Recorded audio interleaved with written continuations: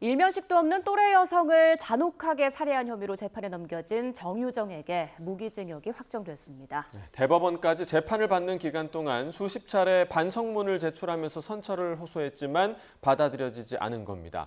이 관련 내용 포함한 사건 사고 소식 허주연 변호사와 짚어보겠습니다. 어서 오십시오. 안녕하십니까? 안녕하세요. 네, 작년에 있었던 충격적인 사건이죠. 이른바 또래 살인이라고도 하고 과외 살인 사건이라고도 부르기도 했는데 사건 개요부터 좀 설명해 주실까요? 네, 작년에 굉장히 충격적인 사건 벌어졌었죠. 부산에서 이 신상에 공개된 피고인입니다. 정유정이 또래의 일면식도 없는 20대 여성을 잔인하게 살해하고 신체를 훼손한 뒤 사체를 유기한 그런 사건이 벌어졌습니다. 애초에 이 두 사람이 정말 아무런 일면식도 없는 사이였던 게 과외 아르바이트 앱을 통해서 이 피해자를 물색을 했다는 거예요. 그러니까 학부모인 척하면서 중3 자녀를 둔 학부모인 척하면서 이 정유정이 과외 앱 중개 아르바이트에 가입을 했고 과외를 해줄 선생님을 찾는 것처럼 하면서 피해자를 물색했습니다. 여러 명 유인을 하려고 했지만 실패를 하고 결국 이번 사건에서 희생당한 피해자와 연결이 됐던 건데요. 이 피해자가 과외할 집이 너무 멀다는 이유로 제안을 거절했음에도 불구하고 아이를 보낼 테니까 10원 과외라도 한 번만 해달라라고 하면서 계속해서 만남을 종용했습니다. 그래서 인터넷에서 중고로 산 교복을 입고 마치 중학생인 것처럼 위장을 해서 피해자의 집에 직접 찾아갔고 피해자가 집안에서 혼자 산다는 것을 파악한 뒤에는 굉장히 잔혹하게 정말 수회 가격을 해서 미리 준비한 흉기로 수회 가격을 해서 피해자를 살해를 했고요. 그리고 방금 지금 이제 화면에서 지나갔는데 저거는 이제 이 사체를 훼손한 다음에 담을 캐리어를 집에서 가져오는 장면이었거든요. 저게 CCTV에 다 포착이 된 거예요. 캐리어를 들고 와서 사체를 훼손해서 택시를 타고 이 낙동강변에 일부 유기를 했는데 숲에 들어갔다가 20분 만에 다시 나와서 또다시 캐리어를 들고 택시를 태워달라고 하는 이 사람을 이상하게 여긴 택시기사가 신고를 해서 덜미를 잡히게 된 거고요. 그때 또 하나 이제 충격적이었던 것이 이 피해자의 시신은 유기했음에도 불구하고 피해자의 휴대전화라든가 지갑 같은 이 소지품들은 그대로 또 챙겨서 나왔다는 점까지 확인이 되면서 굉장히 충격과 공분을 사게 했던 그런 사건이었습니다. 네, 지금 계속 이제 화면을 통해 보셨지만 저 이렇게 오는 장면이 살인을 저지른 사람의 모습 같지 않은 것 때문에 아마 많은 분들이 굉장히 좀 소름 끼쳐한 그런 사건이었는데 자, 1심과 2심 모두 정유정에게 무기징역을 선고했고 또 위치 추적 전자장치 부착 명령 30년을 선고했습니다. 이걸 대법원에서 확정을 한 거죠? 네, 대법원에서 확정을 했습니다. 대법원에서 만약에 형이 바뀌게 되는 경우라고 하면 그러니까 상고 이유로 규정이 되어 있는 것은요. 뭐 판결이 이 법령이나 헌법에 위반한 사유가 있는지 재심 사유가 있는지 이런 것들도 보지만 사형이나 무기징역 또는 10년 이상의 징역 또는 금고형이 선고된 피고인의 이익을 위해서 중대하게 사실을 오인한 어떤 그런 판결의 부분이 없는지 확인을 하거나 아니면 형의 양정이 심히 부당한 경우에 상고 이유로 삼아서 이 부분을 판단 대상으로 삼게 되는데요. 아마 이 사건 같은 경우에는 형의 양정이 심히 부당했다는 이유를 상고 이유로 삼았을 것 같습니다. 그런데 대법원에서는 심히 부당하다고 판단할 만한 이유가 없다.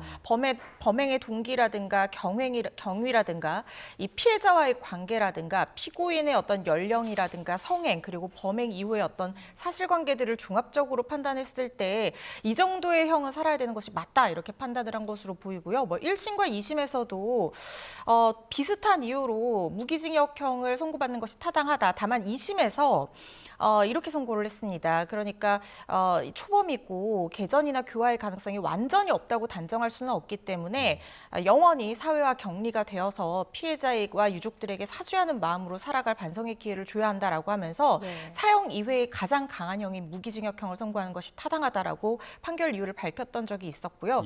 대법원에서도 이 부분 그대로 받아들인 것으로 보입니다.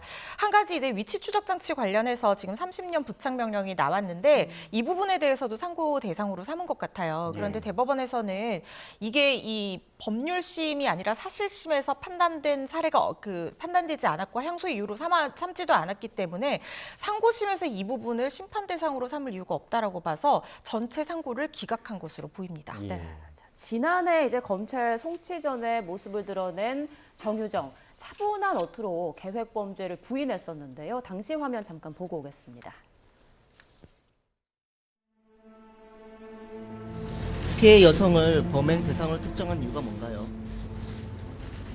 피해자와 유가족들에게 정말 죄송합니다. 실종 사건으로 위장하려고 했습니까?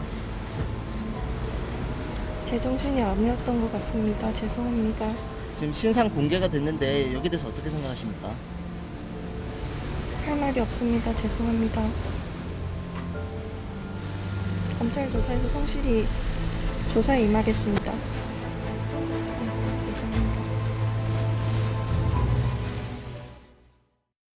자, 제정신이 아니었던 것 같다. 죄송합니다. 이런 말을 계속 반복했는데 우발적인 범행이었던 거를 강조한 것 같아요. 근데 이 법원은 받아들이지 않았죠? 네, 그때 당시에는 우발적인 범행이었다고 처음에는 주장을 했습니다만은 첫 공판기일에서 계획적인 범행이었고 공소사실 모두를 시인한다는 진술을 하기는 했었습니다. 예. 다만 어떤 내용을 주장했냐면 이 양극성 장애로 인한 심신미약 상태였다 이런 부분을 계속해서 주장했거든요. 그런데 이런 부분은 법원에서 모두 받아들이지 않은 걸로 보이고 그리고 고의성과 계획성이 없다고 볼 수가 없는 사정이 있었죠. 미리 교복을 준비하고 싫다고 하는 피해자에게 계속해서 만남을 그렇죠. 종용을 한 데다가 다른 피해자들을 몇 번 유인하려고 하다가 실패한 정황 그리고 흉기를 미리 준비하고 뭐 캐리어와 흉기 그 어떤 시신훼손에 쓰이는 어떤 그런 도구들을 예. 모두 다 준비했다는 그런 점을 비추어 봤을 때 이걸 계획하지 않고는 도저히 저지르기 어려운 범행이라고 볼 수밖에 없다는 상황이었던 거죠. 예. 그래서 이런 부분들이 종합적으로 판단이 돼서 당연히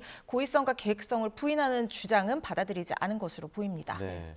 자, 알려지기로는 뭐 1심과 2심 뭐 재판 과정이 진행되는 동안 정유정이 반성문을 거의 뭐 60회 정도 제출을 했다라고 하는데 아무래도 감형을 이제 염두에 두고 한 일이겠죠? 그렇습니다. 그러니까 진정한 반성이라기보다는 감형을 목표한 것이 아닌가 이런 의심들이 많았었고 실제로 최종적인 판단에서도 진정한 반성이 없다라고 법원에서 판단을 한 것으로 보입니다. 예. 특히 이런 얘기가 있었어요. 재판에 어떤 이모저모가 전달되는 과정에서 정유정이 반성문을 쓰면서 그 페이지마다 판사님이 이걸 읽을 것인지를 의심하는 듯한 내용의 대목이 있었다. 재판부에서 오. 그걸 지적을 했거든요. 예.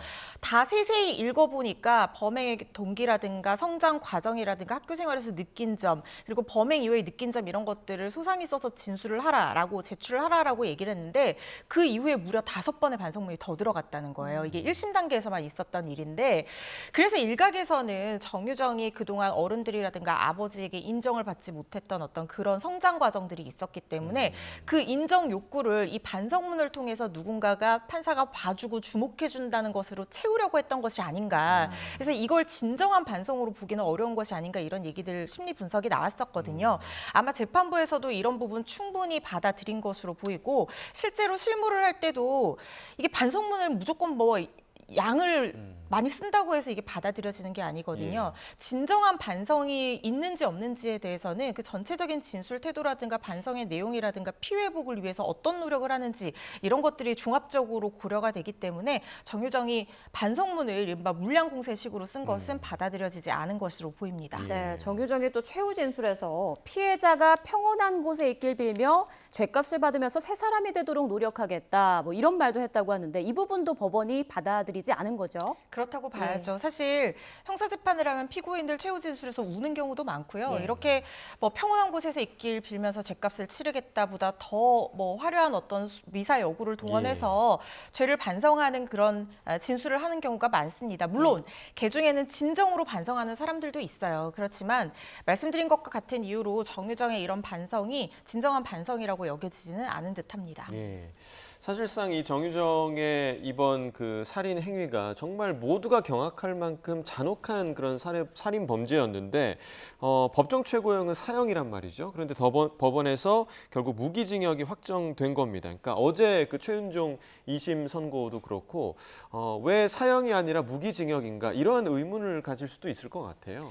이게 사실 국민들의 법 감정으로는 이런 극악무도한 범행이 잇따르는 이유가 우리의 형벌이 사형 선고를 하지 않기 때문에 어떤 교화적 기능에만 너무 집중을 하고 있기 때문에 그런 것이 아니냐. 그렇다고 하면 사형 선고를 내리지 않고 무기징역을 선고받아서 가석방으로 출소한 사람이 정말 교화가 됐다면 왜 또 다른 범죄를 저지르는 사건들이 일어나는 것이냐라고 하면서 공분하는 바로 그 지점이거든요. 근데 우리나라가 사실상 97년 12월 이후로 사형을 집행하지 않은 실질적인 전형적인 사형 폐지국으로 국제 앰네스티에서 확인을 해준 부분이 있고 이게 뭐 EU와의 어떤 관계라든가 이런 경제적인 이유, 외교적인 이유들도 있지만 더 중요한 부분은 사실 법원이 이때까지 10년 넘게 쌓인 이 판례가 유사한 사건에서 사형 선고를 하지 않았다라고 하면 아주 특별한 이유가 있어야지 사형 선고를 내리는 어떤 재판부에서 부담을 안게 될 텐데 뭐 최윤종도 그렇고 지금 정유정도 그렇고 너무나 극악무도하고 잔인하지만 이것을 넘어서는 어떤 사형 선고를 할 만한 어떤 특별한 이유가 있는가 이 부분에 있어서는 그 잔인성을 사실 놓고 비교하기는 쉽지가 않은 부분이거든요. 네.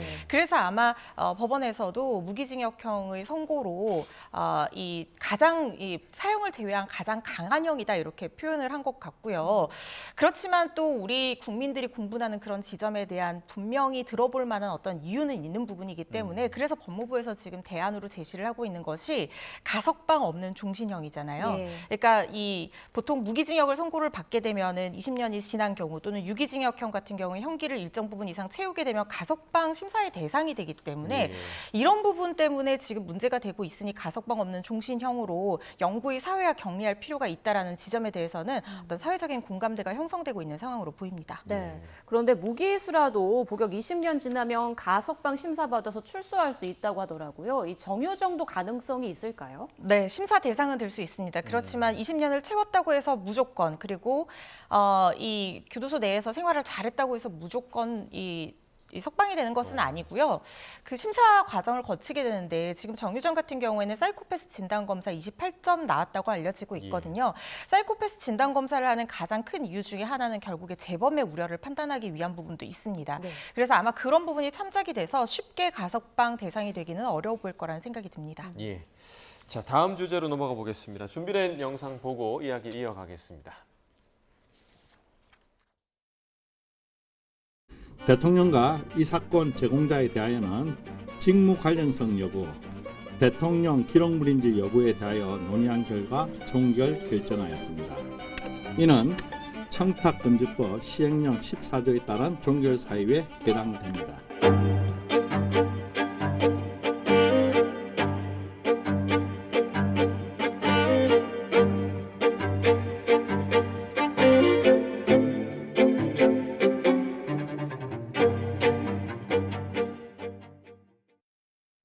김건희 여사 명품 가방 수수 의혹과 관련해서 이제 권익위가 이 의혹에 대해서 종결 처리를 한 겁니다. 지금 뭐 영상에서도 보셨지만 권익위가 이제 한 해명에 대해서 조금 이해할 수 없다라는 그런 반응들이 굉장히 좀 많거든요. 어떤 내용인 건가요?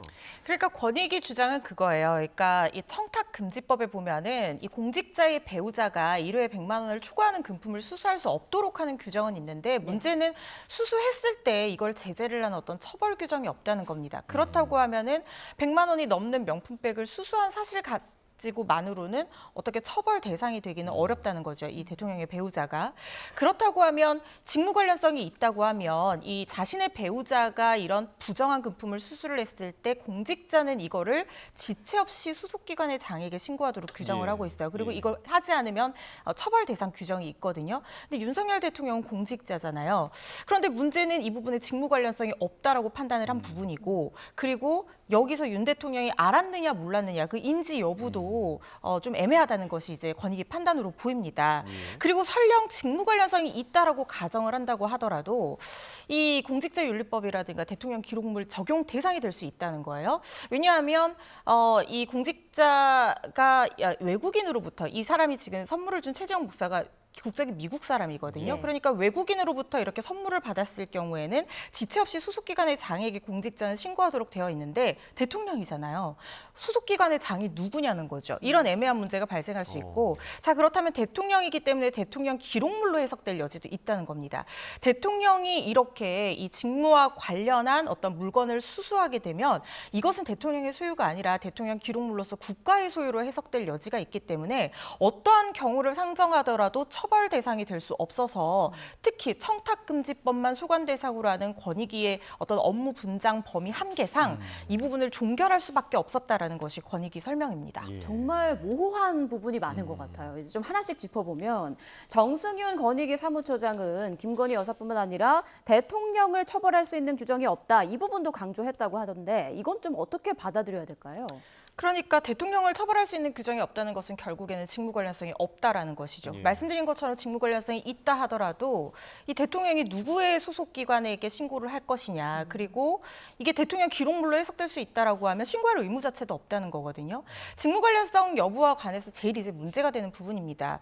그런데 이 뇌물죄에서 직무 관련성의 의미를 살펴보면요, 공무원이 직무의 대상이 되는 금품을 받았을 때를 규정을 하고 있는데 사회상규 의례상 대가가 사회상규적으로 의례상 대가에 불과한 물건이라든가 개인적인 친분으로 교분상 필요한 것이 명백하게 인정하고 있는 거를 제외한 경우에는 직무 관련성이 없다고 볼 수 없다. 그러니까 이게 대법원 판례의 말인데요. 좀 더 쉽게 풀어서 설명드리자면 네. 사회상규상 우리가 친분 관계에서 받는 그런 아주 가벼운 의례상의 물건 외에는 대부분의 직무 관련성이 있다고 굉장히 넓게 해석한다는 것이 대법원 판례의 취지입니다. 네. 그런데 이건 뇌물죄와 관련한 판례예요. 그러니까 청탁금지법의 직무 관련성도 이 부분을 준용해서 해석할 수 있는 것인지 이 부분이 문제가 되는 것이고 말씀드린 것처럼 직무 관련성이 없다고 하면 더욱더 신고 의무가 없다고 볼 수 있기 때문에 대통령이 처벌 대상이 될 수 없다고 본 거죠. 자, 결국에 이제 처벌 규정이 없어서 이제 종결이 된 건데 아까 말씀해 주신 것처럼 공직자 배우자에 대한 금품 수수가 금지돼 있다면 그럼 이 금품 수수 조항은 처벌 규정이 없기 때문에 이 조항 자체가 좀 필요 없는 거 아니냐 이런 지적도 나올 수 있을 것 같아요. 이 조항은 필요합니다. 왜냐하면 배우자라고 하더라도 지금 이 문제가 되는 부분이 뭐냐면 그렇다면 공직자의 배우자는 아무 물건이나 받아도 아무런 문제가 없게 되는 것이냐 이런 네. 문제가 발생하는 그렇죠. 거거든요. 그게 가장 이제 핵심적인 부분인데 이 부분은 이 조항을 없애는 게 아니라 이 조항을 유지를 하고 이 부분에 대한 처벌 조항을 만들어야 됩니다. 그렇습니다. 이게 입법의 공백인 거예요. 예. 그러니까 이 청탁금지법을 만들 당시에 공직자의 배우자가 100만 원을 초과하는 금품을 수수할 수 없다는 규정만 만들었고 이걸 실질적으로 처벌하는 조항을 만들지 않았기 때문에 이런 부분이 생기는 것이라는 생각이 들고요.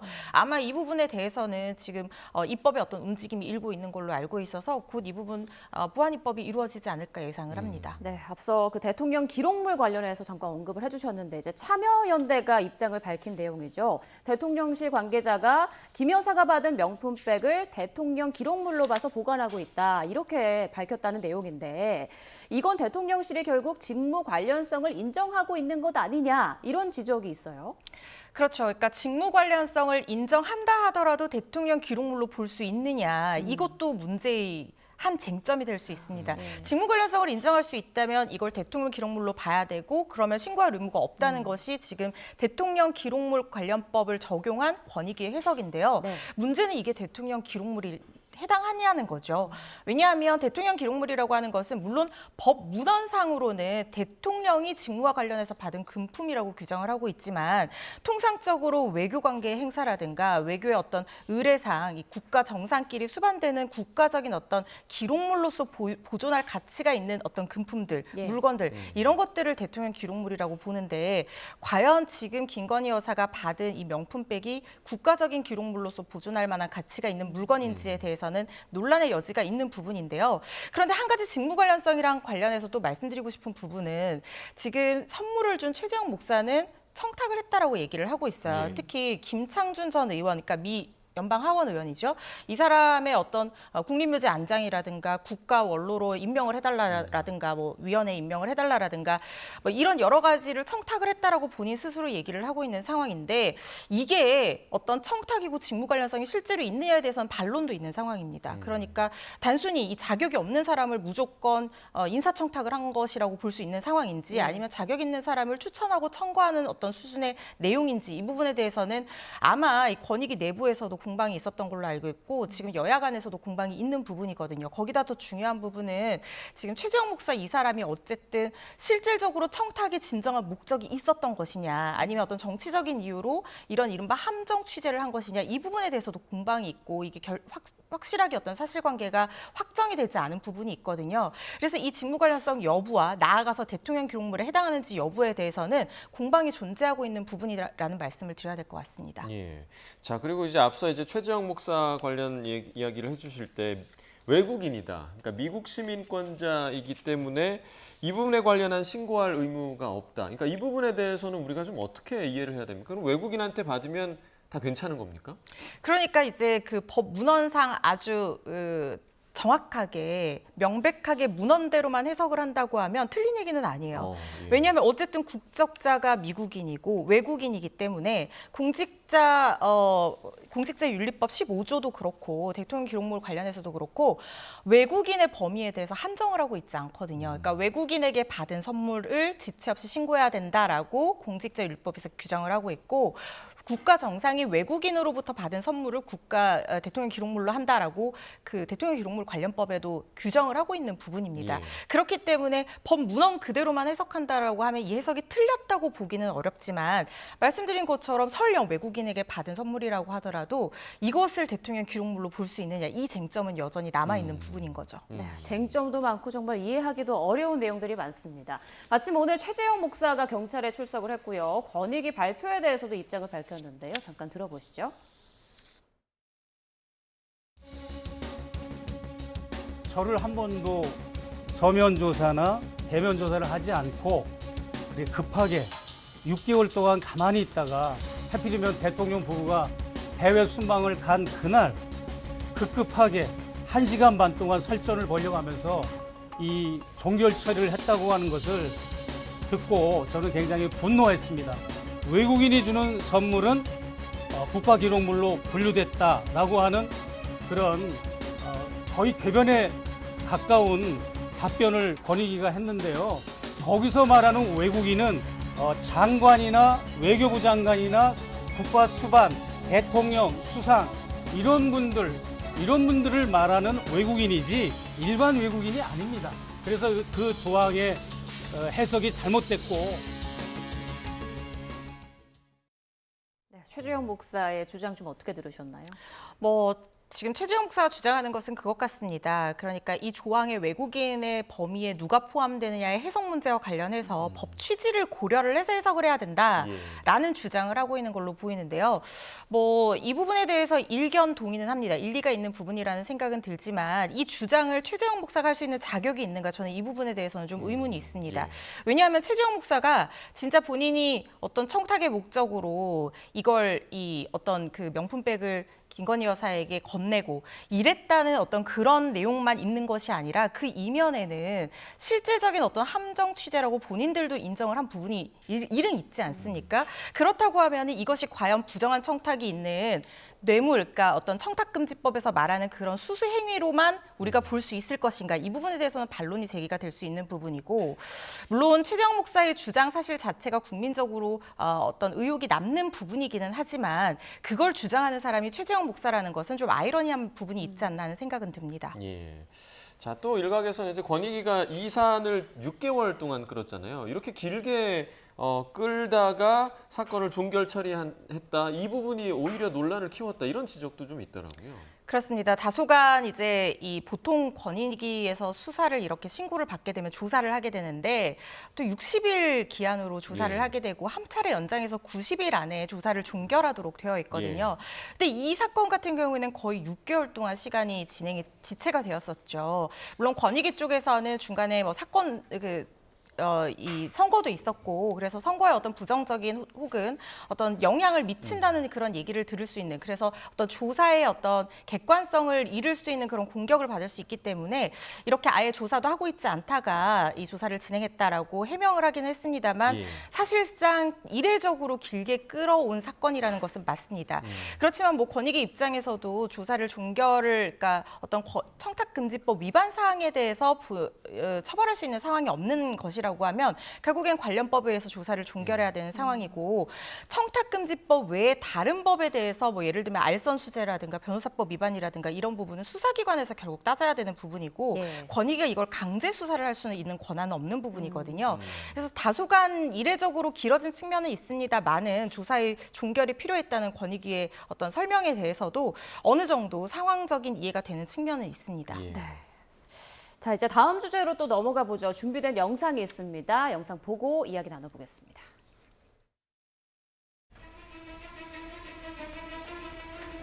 마약류 불법 처방한 혐의 심사에서 인정하셨습니까?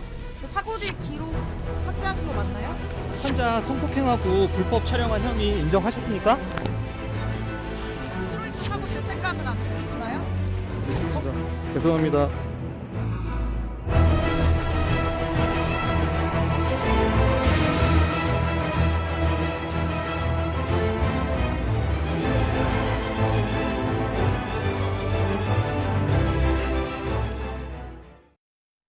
네, 영상으로 보신 것처럼 마약에 취한 채 차량을 운전하다가 보행자를 숨지게 한 이른바 압구정 롤스로이스 뺑소니 사건 많이들 아실 텐데 이 운전자에게 마약류를 투약한 의사에 대한 법원의 1심 선고가 오늘 나오는 거잖아요. 먼저 혐의가 뭔지부터 좀 짚어주시죠. 혐의가 여러 개 있습니다. 일단 마약류 관리법 향정 위반 혐의 이거는 이제 이 롤스로이스 이 외제차 수입차 운전자 가해자에게 신씨죠 신모 씨에게 마약류를 투여하고 이게 문제가 되니까 이 기록을 지웠다가 다시 기록부를 작성하고 이런 행위를 했거든요. 예. 그래서 이런 마약류를 투입한 어떤 마약류 관리법 위반, 그다음에 진료 기록부를 허위 작성한 것에 대한 의료법 위반, 그리고 의사 면허가 정지된 상태에서 이 프로포폴 같은 마약류를 환자에게 투여한 혐의도 받고 있고요.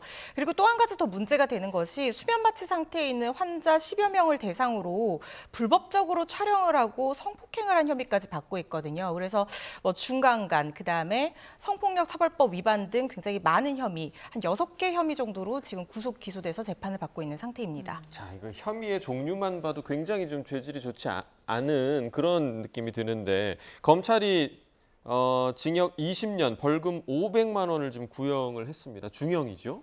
굉장히 중형이죠. 예. 근데 중형이 구형될 수밖에 없는 사안입니다. 왜냐하면 지금 말씀드린 여러 가지 혐의들, 그러니까 뭐 마약류 관리법 위반, 의료법 위반, 성폭력 처벌법 위반, 형법 위반, 이게 이 안에도 여러 가지 갈래의 어떤 혐의들이 지금 존재하고 있는 상황이고 예.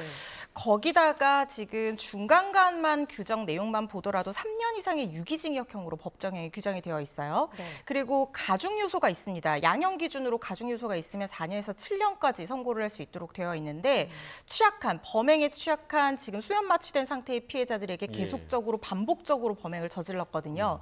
그렇다고 하면 이런 여러 범죄가 지금 경합을 하고 있는 상태이기 때문에 가장 중한죄에 정한 형의 2분의 1까지 가중을 할 수 있게 되어 있고 그렇다고 하면 이거는 구형량이 20년 정도가 구형이 된다고 하는 것은 사실상 예상 가능한 범위 내였다 이렇게 보셔도 될 것 같습니다. 네, 여러 가지 혐의 중에 이 의사가 그 수면 마취 상태에 있는 환자들을 불법 촬영하고 성폭행한 혐의가 있었는데요. 그 피해자 중 한 명이 사망하기까지 했다고요? 네, 불법 촬영을 당한 사실도 아마 모르고 있었겠죠. 그리고 수면 마취 상태에서 불법 촬영을 당하고 성폭행까지 당한 이 젊은 피해자가 안타깝게 이 극단적인 어떤 선택으로 목숨을 잃는 그런 상황이 발생을 했습니다. 피해자의 변호인이 나와서 직접 이야기를 한 부분인데요. 근데 정말 충격적이었던 것은 이 재판이 진행되는 동안 피해자에게 어떠한 반성이나 사과의 말을 한 적도 없고 합의 의사에 대해서 물어본 적도 없다는 거예요. 네. 그리고 오히려 피해자 변호인 측에서 합의할 생각이 없냐라고 물어보기까지 했다고 합니다.